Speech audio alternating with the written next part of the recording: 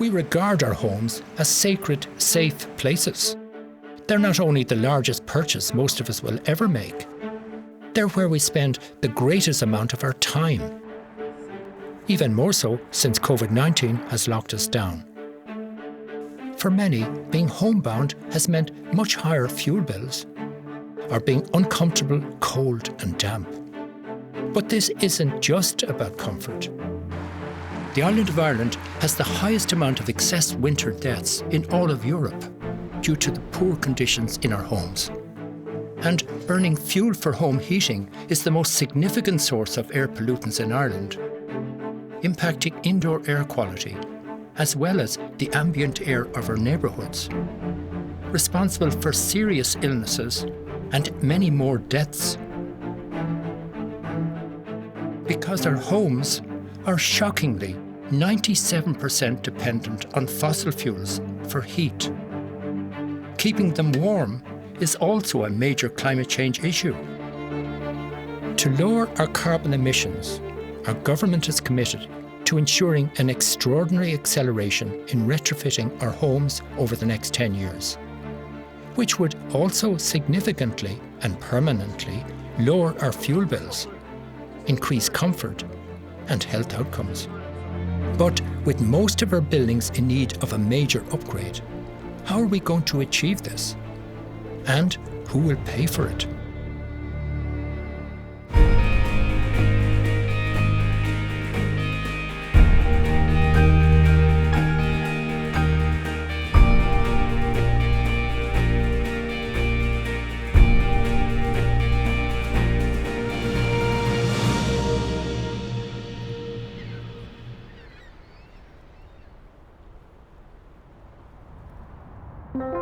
As many as 1.5 million of our existing homes are considered very energy inefficient, some impossible to heat. These homes impact our pockets with higher fuel bills, and the damp and cold conditions are a major health problem. Causes premature deaths in excess of 1,300 people every year across the country. To combat this, the SEAI have been assisting over 20,000 homeowners each year to upgrade their homes. But now a new national retrofitting plan has been created to ensure much deeper retrofits in an astounding 500,000 homes by 2030. That means over 1/4 of our homes will embark on a deep retrofit in the next 10 years. On a cold January day, I've come to southwest Dublin to see one in action. Hello Duncan, how are you? Oh, nice to meet you. Thank you for inviting us here. You're welcome. And I see you're just starting on the work here. The scaffold's up and they're ready to go. Yes, the scaffolding came on Tuesday morning. They're starting to cango off the windowsills today, so it's going to be a noisy day today. Are you working from home? Yes, I've been working from home since last March. So I've been working in this room here for the last... Oh, in here? In 10 months, yes. Okay. It was a converted garage, and it's 3 external walls and it's a flat roof on top. Right, so a lot of heat. It's like a fin onto your house. Yes, exactly. So impossible to keep it warm like that. Impossible to keep it warm. Sitting there with jumpers and a hot water bottle on my knee and a rug wrapped around my knee. It's very. You're on the Teams calls and thanking God nobody can see down below your waistline. So right. Yeah, absolutely. We've been living in this house since 1992, and we 1992. were 1992. Okay. Yeah. Good.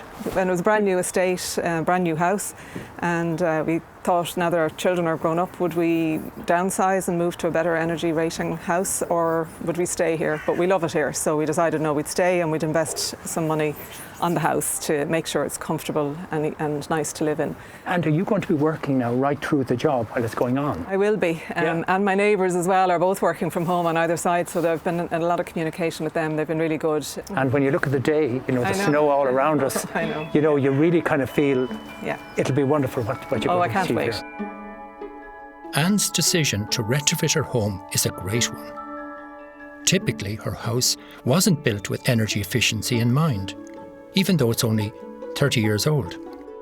A typical average house like this, D2, in my view, is a very poor standard of insulation, you know. And unfortunately, most people in Ireland are living in these conditions, and very unhealthy conditions. In the winter, people close off vents because any form of heat loss is so noticeable, and therefore problems get much worse in terms of very poor air quality conditions. So if you take a house like this, the retrofit is just waiting, you know, for improvements to be made here. These houses need a lot of work. Thankfully, retrofit technologies like this can be quick and relatively non-obtrusive. Noel Rowland is part of Churchfield retrofitters who are tackling Anne's house. So Noel, tell me, what are you doing now to upgrade this house? We're doing a full fabric upgrade, which involves upgrading the wall insulation with external insulation, internal dry lining, and a small little bit of cavity insulation and roof insulation. Anne has upgraded the windows before we started, but we will be substantially increasing the performance, bringing it up to a B2 rating when we finish. So that would represent a typical reduction in energy consumption of about 60%. What's the main driving force for people to do this? What's motivating them to do the retrofit? There's lots of advantages, you know, like you can look at in terms of comfort is a huge driving force.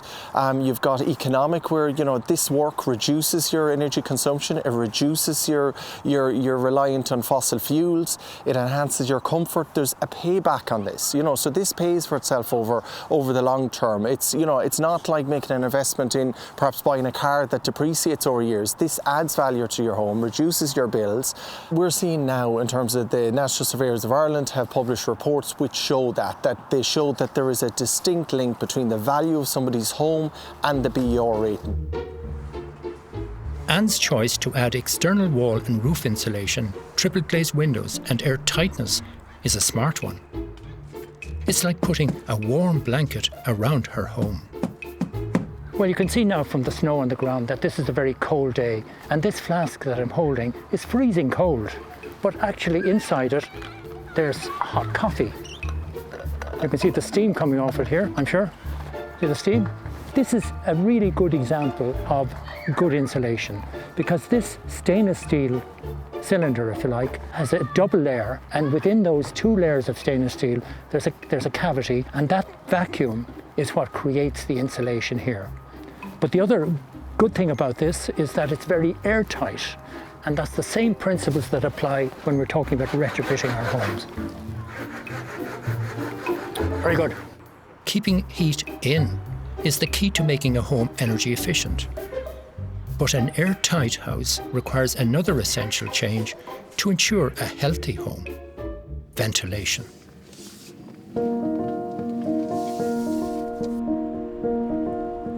I've come to the Waterford and Wexford Education Training Board to meet their retrofit instructor, a renowned passive house innovation guru, Tomás O'Leary. Obviously, ventilation is so critical, isn't it? Because when we make our homes airtight, we can make them very unhealthy unless we have good ventilation. Yeah, so the first thing is it's got to be designed and appropriate for the house, and balanced and commissioned. So, you know, we've got to apply a bit of knowledge here. It's not just a matter of going down to your hardware store, buying a couple of fans and, you know, lashing it in. In a retrofit situation, of course, now you're thinking, God, I have to tear down ceilings, I have to put in ducts and all of that, and actually you don't. There's a wonderful new system available now, which is called single room heat recovery. Okay. And we have an example of one here. It's actually running here now, you can see it. It's a tight fit because obviously we don't want any air leakage, but essentially there's a fan in this which changes direction every 70 seconds. Clockwise to anti-clockwise, yeah. Exactly. So for 70 seconds it's bringing air in, and then for 70 seconds it's bringing air out. So it works very, very simple. When it's sending air out of the building, it's heating up a ceramic core, right? So now you've got a sort of a hot box inside of this, right? Then the fan changes direction and brings cool, fresh air in, but it heats up that cool, fresh air. So by the time the fresh air has come through this, it's nice and warm. So what we're showing here in the training centre, I suppose, is emerging technologies which are quite easy to apply. You know, this is not very expensive, as you can imagine, and it's not very disruptive also for the homeowner. And that can just go into a hole, like your existing vent, for example. Exactly. Go into that existing vent, yeah. Nice snug fit like that, and It's simple as that. So it couldn't be easier. So we need to up our game, I think, in terms of ventilation systems in Ireland. There's these types of technologies emerging now, which will really improve people's quality of life, given how much time we spend indoors. New technologies and techniques like those demonstrated here are crucial to creating energy-efficient homes. But every house is unique. It can be difficult to know exactly what changes your house needs. A deep retrofit should start with an SEAI-approved technical assessor who will produce a cost-optimal plan for achieving a deep retrofit and make the works eligible for grants. Gary Clearly is a technical assessor who is using a new type of 3D scanner to help simplify this complex assessment. Gary, this looks like a very interesting machine. So how does it work? Show me how it actually operates. So it's literally very simple to use. You hit play there and it'll start to take in the 3D scan. This machine is rotating around. It's rotating now, 360 like a sphere. Okay. Yeah, and does it go vertically? Vertically and horizontally. Both directions. Yeah. So it's not just scanning everything in front of me or to 90 degrees of me. It's taking everything in. It's measuring that building over there, believe it or not. Oh, really? Yeah. Now there it's actually stopped. Okay. So when you come closer, then you will see, when you zoom in there, you're able to see literally it's after scanning half the street down there. It even has, it scanned the steeple across the road we've actually seen on the fire station. This 3D imager is a new tool for carrying out a technical assessment by scanning the interior and exterior of a building, making it possible for contractors to quote for upgrade work without the need for a site visit. What the technical assessment will do will actually outline what it'll take to get to a B2 or an A3 in your BER. So it'll actually outline, okay, these are the steps you need to take to get to these measures. So you know before you spend any money exactly what you need to do or what your budget needs to be, more importantly. Technical assessors like Gary, being able to streamline their work is critical to speeding up and scaling up this industry. But knowing what to do is only part of the massive challenge to achieve deep retrofits of 500,000 homes in the next decade. In order to meet this challenge, we're going to have to make retrofitting your home an attractive and a compelling case to homeowners why they should upgrade their homes. People will do more if they want to rather than if they have to. We need to make this journey as seamless as possible, and the whole market needs to work together and take an integrated approach if we're going to achieve these targets. Currently, a few thousand deep retrofits are already carried out every year. But increasing this to an average of over 50,000 a year is going to be a monumental challenge in itself. So how can this industry meet this demand and scale up? And more importantly, how are families going to be able to pay for it?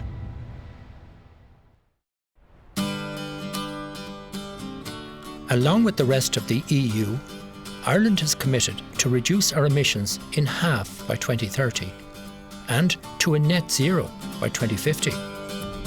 While I believe we need even stronger ambitions.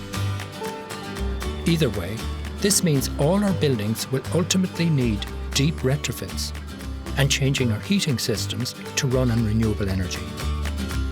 Thankfully, a game-changing piece of technology is making this transition not only good for the environment, but far more efficient, cost-effective, and healthier for homeowners. Heat pumps have been used on the continent for decades, but here in Ireland, they've recently gained popularity. On another cold day, I've come to Leixlip to meet contractor John Rowland to see how this home has achieved a deep retrofit and done away with directly burning fossil fuels altogether. Well, John, it's good to see you. Thank you for coming and meeting me here today. Good to see And it's you. a beautiful sunny day, but it's cold. It is. It's very frosty. I think it was -3 last night. Was it -3? And I noticed, by the way, there's a snowman here, you know. There So the is. kids must have been out making snow. Yes. Obviously, you know, we're getting cold weather, but your house looks really well. It looks fantastic. This project was finished just before Christmas. Originally, this house was built in 1982, although it does look like a brand new house now at the moment. The BER rating was a D2 before we started any works. So what's the energy performance now? This house now, as it is at the moment, it has an A2 rating. So what about heating, you know, in terms of what sort of a system have you got? Because presumably it was a fossil fuel boiler before this. Originally, before we started, it was actually an oil boiler that was firing the central heating system here. So we've that taken out. We have a complete new heating system in, and it's an air source heat pump that's actually fitted. Could we have a look at that heat pump? We can, of course, yeah. Yeah, It's great. on the side here, actually. Lovely. Okay, this is our heat pump. It's the external unit that we have. It's actually only half the system. This is the outside unit or the evaporator, and we have another part of the system inside. So as you can feel, it's freezing out here at the moment, but it is still managing to take air from the ambient air here. It's compressing that, it's generating heat, and then it's sending it to inside. So if we compare this heat pump to the previous oil boiler that was there, how efficient is the heat pump compared to the oil boiler? The most efficient oil boiler you will ever get in the market is 97%, and older boilers can be down as far as 65 to 70%. And typically the oil boilers are only at about 65-70% on average, you know? Typically, if they're on condensing, Yeah. yes. And if you're looking at your heat pump here, you're looking at performance or efficiency of 300 to 500%, which means that for every 1 kilowatt of energy you put in, you're getting 3 to 5 back in terms of heat. Well, that's really interesting, John. I'm dying to get out of here because I'm like the snowman outside there at the moment. I'm absolutely freezing because the cold air coming out of this is really cold. Where can we go from here? Let's get Heat pumps are the final piece in what's called a deep retrofit. This means as the electricity grid shifts away from fossil fuel, so can all our buildings. Heat pumps are perfect for a mild climate like ours. But on a cold day like this, I want to know from the owner, Gareth Feely, how well they work. It's a lovely sunny day, but it's really cold. Really Baltic, actually. Yeah, it's actually still -1 at the moment. -1. It was -3 last night, I think. Yes, one of the coldest nights of the year so far, yeah. Absolutely. And I noticed you've got a snowman out in your front garden. Yeah, the snowman was built yesterday. We got a bit of snow, and he's still living so far. Right, absolutely. Well, I'm feeling very cold here now at the moment. But what's it like inside in your house now, seeing all this work done? It's really warm, really comfortable. We have the stats downstairs are set at 21, and it's actually 22.5 right now. Upstairs we have them set at 18 degrees, and it's 19.5. So yeah, it's just a really comfortable temperature. And is that a big difference to what it was before? Oh, it's massive. Do you know, if you live in normal houses with, whether it's gas or oil or whatever, and you react to the cold and you'll turn on the heating and you wait for it to get hot, and then when you turn it off it'll get cold again. But here you just leave it as is and it stays at a constant temperature. Right. And do you find now it's been a really good investment to do all of this? Oh, it definitely is. We now have an A2 rated house, which is efficient, or essentially a brand new house. So we won't hopefully have to touch it for the next 20 years. We can live comfortably in it. And do you think now that all of the investment that you've made, I mean, how expensive was it, for example, to do this? Well, the deep retrofit side of things, for the insulation, the windows and doors, the heating system, the ventilation system, the air tightness, it was in the region of 70,000. From that then we received a grant from the SEAI, which will be in the region of about 28,000. So the outlay, yes, it's big, but when you spread it over the lifetime, and you're looking at having a brand new house effectively. So. And do you feel you're spoiled now? I do. We're not in. We're only in a few weeks now, but so far so good. We're feeling very comfortable, and it's a comfortable way to live, I suppose. And I wish you now a great life with this house. It looks like magic what you've done to it. Really good job. Thanks very much, Duncan. Thank you. Great, Gareth. Thank you. Thanks. The current SEAI grants cover up to 35% of eligible costs and are available to anyone carrying out a retrofit. But even with grants, the cost to a homeowner can be far more than many families can afford. So how can the mainstreaming of deep retrofits be accelerated? To find out, I'm meeting SEAI finance specialist Josephine Maguire. The amount of money that we have to put into with doing these restoration work is huge. You know, it is, yeah. A lot of money. So how can we make this affordable to the average householder in Ireland? We now have 3 banks in Ireland offering green mortgages. They all have discounted rates if you are upgrading your home to somewhere between an A and a B3. And these would be kind of like a mortgage structure. These are mortgages. So this is equity release. This is an asset-backed loan for your home. With over 400,000 people in Ireland known to be at risk of fuel poverty, I'm concerned that some people may be in danger of being left behind. Now, obviously, there are some people who maybe can't afford to upgrade, and they need to come to us, to our Warmer Home scheme, and they may well be eligible for us to work and upgrade that home for them. So, Josephine, there's a whole suite of opportunities now for people to absolutely coming down the line, and it's government priority. It's in the Climate Action Plan.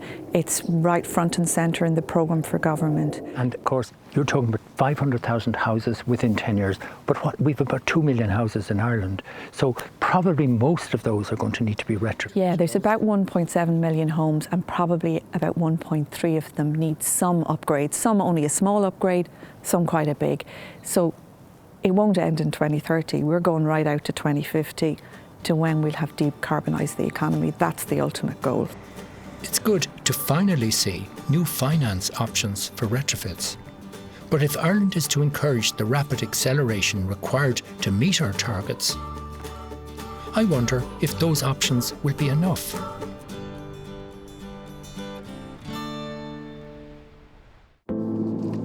With all of Ireland's electricians, plumbers, carpenters and builders already stretched building homes to deal with our housing shortages, where are we going to get the skilled workforce that we need to meet this retrofitting challenge?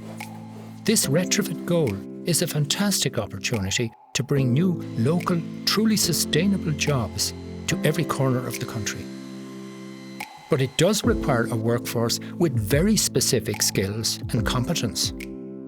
It's a question Michael O'Brien has been trying to tackle at the Waterford and Wexford Education and Training Board. We've a major challenge. We've 500,000 houses now between now and 2030, 10 years to retrofit. So is this now going to be kind of a revolution in terms of a whole new industry developing in Ireland with massive opportunities for new livelihoods? We absolutely believe that that is the case. What we're trying to do here is we're trying to upskill tradespeople particularly, but you also have jobs that are going to start coming up with engineers, with architects, and we need an upskilling right across the whole spectrum. Will you be able to get the trades, the numbers of trades, because we probably need 20,000 tradesmen in this area? These programs are in place to facilitate the upskilling of those people. And as it rolls out across the country, they will become more and more available to people to be able to do with less and less travel. The building trade at the moment is doing extremely well. And it's great to see people in employment and getting paid. The issue in terms of the training and making sure that the training is done is it becomes very difficult for them to be released off-site to come to do the training with us. We face a massive workforce shortage of specifically skilled tradespeople, and the demand will only increase. We need training centres like this all around the country. But it's not just about upskilling existing builders. We need to encourage a new generation of tradespeople to choose this as a long-term career. Over the course of my nearly 50 years as an architect, I've tried to help to transform hundreds of homes for people all over Ireland. So I'm inspired to see retrofits finally gaining a higher priority. It's good for the environment, but also good for our health.